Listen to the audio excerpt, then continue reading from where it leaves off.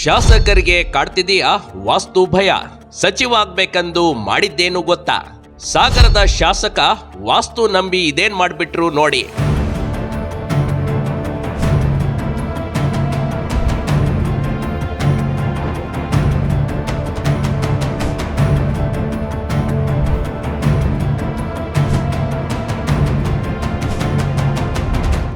ಈ ನಮ್ಮ ರಾಜಕಾರಣಿಗಳು ಅದೇನು ವಾಸ್ತು ನಂಬಿ ಕೂರ್ತಾರೋ ಗೊತ್ತಿಲ್ಲ ಕಣ್ರಿ. ಅವ್ರು ನೋಡಿದ್ರೆ ಯಾವಾಗ್ಲೂ ಕೈಲಿ ಲಿಂಬೆ ಹಣ್ಣು ಇಟ್ಕೊಂಡು ಜೈಲು ಸೇರಿದ್ರು. ಇವ್ರು ನೋಡಿದ್ರೆ ಸಚಿವ ಆಗ್ಬೇಕೆಂದು ಮನೆಯಲ್ಲಿರುವ ಬಾವಿಯನ್ನೇ ಹೊಡೆದು ಹಾಕಿದ್ದಾರೆ.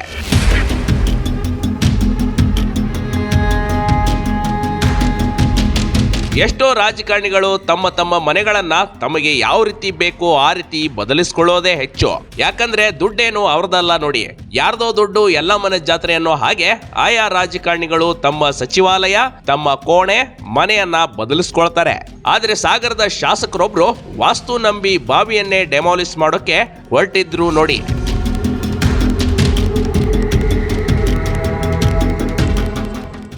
ವಾಸ್ತು ನಂಬಿ ಕೆಟ್ಟ ಶಾಸಕ.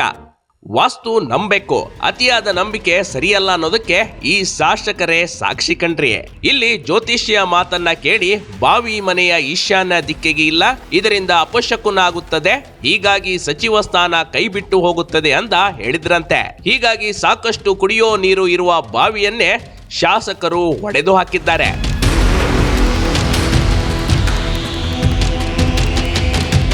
ಅಂದಾಗಿ ಈ ರೀತಿ ವಾಸ್ತು ನಂಬಿ ಬಾವಿ ಮುಚ್ಚಿಸಿದ ಶಾಸಕ ಬೇರೆ ಯಾರು ಅಲ್ಲ, ಸಾಗರ ಶಾಸಕ ಬೇಳೂರು ಗೋಪಾಲಕೃಷ್ಣ ಅವರು. ಇವರು ತಮ್ಮ ಮನೆಯ ಬಾವಿ ಮುಚ್ಚಿಸಿದ್ರೆ ಇಷ್ಟೊಂದು ಸುದ್ದಿ ಆಗ್ತಿರ್ಲಿಲ್ವೇನೋ.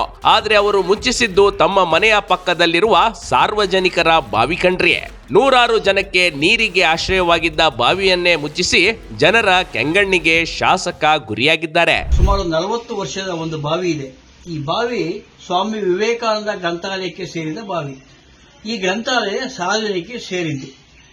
ಈ ಬಾವಿಯನ್ನ 40 ವರ್ಷದ ಹಿಂದೆ ನಗರಸಭೆ ಪುರಸಭೆಯವರು ಕಟ್ಟಿಸಿಕೊಟ್ಟಿದ್ರು, ಆ ಭಾಗದ ಜನರಿಗೆ ಅನುಕೂಲ ಆಗಲಿ ಅಂತ. ಈ ಬಾವಿ ಪಕ್ಕ MLA ಮನೆ ಇದೆ. ಯಾರೋ ವಾಸ್ತುಶಾಸ್ತ್ರಜ್ಞರು MLA ಹೇಳಿದಾರಂತೆ, ಈ ಬಾವಿ ಇರೋದ್ರಿಂದ ನಿಮಗೆ ತೊಂದರೆ ಆಗುತ್ತೆ, ಆ ಬಾವಿಯನ್ನು ಮುಚ್ಚಿಸ್ಬಿಡಿ ಅಂತ ಹೇಳ್ತಾ ಇದ್ದಾರೆ ಅಂತ ಆ ಭಾಗದ ಜನರು ಮಾತಾಡ್ತಾ ಇದ್ದಾರೆ. ಅದಕ್ಕೆ 2 ವರ್ಷದ ಕೆಳಗೆ ಅದನ್ನು ಮುಚ್ಚುವ ಪ್ರಯತ್ನ ಮಾಡಿದ್ರು. ನಾವೆಲ್ಲ ಹೋಗಿ ಪ್ರತಿಭಟನೆ ಮಾಡಿ ನಿಲ್ಲಿಸಿದ್ದೀವಿ.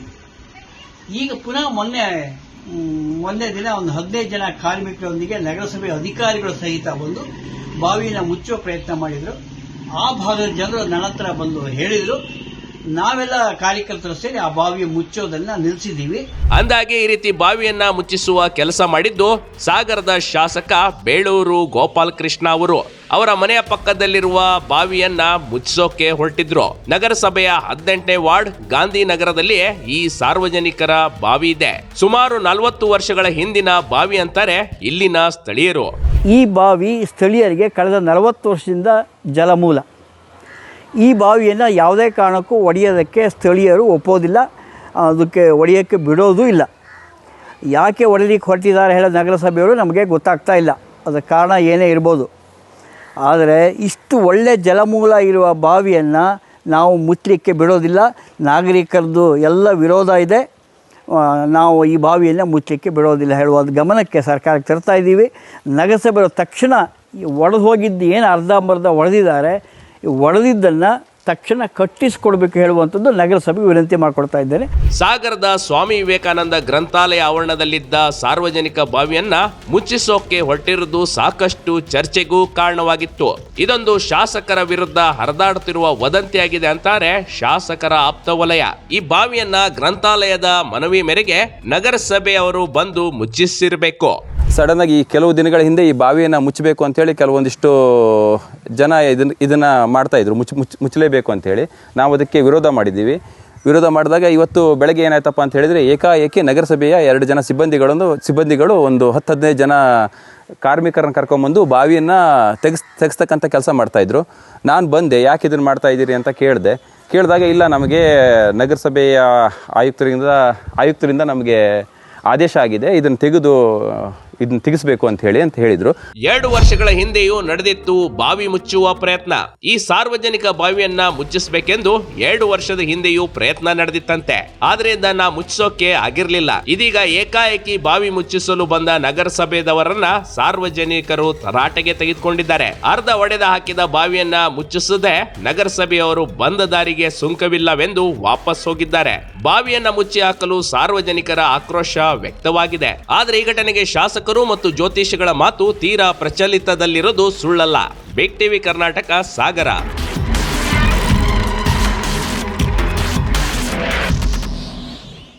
ಬಿಗ್ ಟಿವಿ ಕರ್ನಾಟಕ ಯೂಟ್ಯೂಬ್ ಚಾನೆಲ್ಗೆ ಈಗಲೇ ಸಬ್ಸ್ಕ್ರೈಬ್ ಮಾಡಿ. ಧನ್ಯವಾದಗಳು.